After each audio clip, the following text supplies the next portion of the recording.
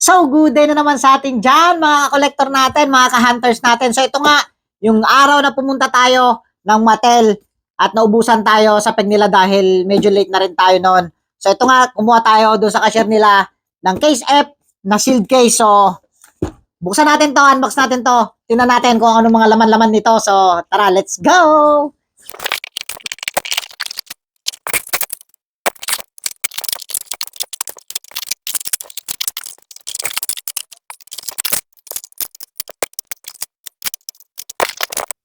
So, yun nga guys, yung Case F, ito nga po, yung first 36 pieces, ito yung nasa ibabaw. Case F po ito, so ito nga, papakita natin kung ilan ang fantasy at kung ilan ang main lines na nasa ibabaw nito. Ito yung first 36, so tara, pakita na natin to.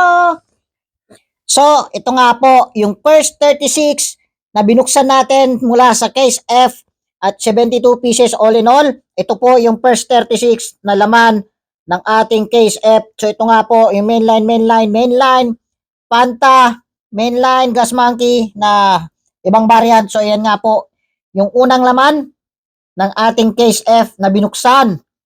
At ayan nga po, medyo marami-rami yata ang Fanta nito, nasa ibabaw. Ayan po, marami rin to. Naghanap Optimus Prime. Yan yung Honda Civic, meron tayo.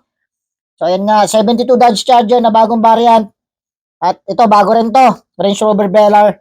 So, yan nga po, yung una na 36 pieces na binuksan natin sa ibabaw ng Case F. So, ayan nga po, yung unang 36. So, tara, let's go!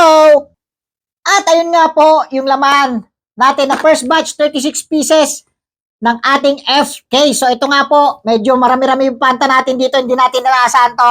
May Transformer tayo dito, syempre may bago tayo dito, custom Kia EV6, may Honda Civic tayo dito. May mga ilan tayo mga mainlines dito. So, ayun nga po, yung laman ng ating 36 pieces na first batch, 72 pieces to. May second batch pa tayong bubuksan.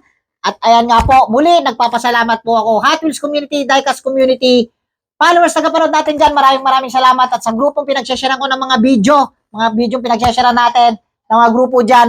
Maraming salamat sa pagantabay ng aking mga videos. At ayan nga po, mag-hunt pa rin tayo sa wild. At syempre, mag-unbox pa rin tayo ng mga gaya ng ganito. So, yun nga po. See you sa next video, guys. Happy hunting!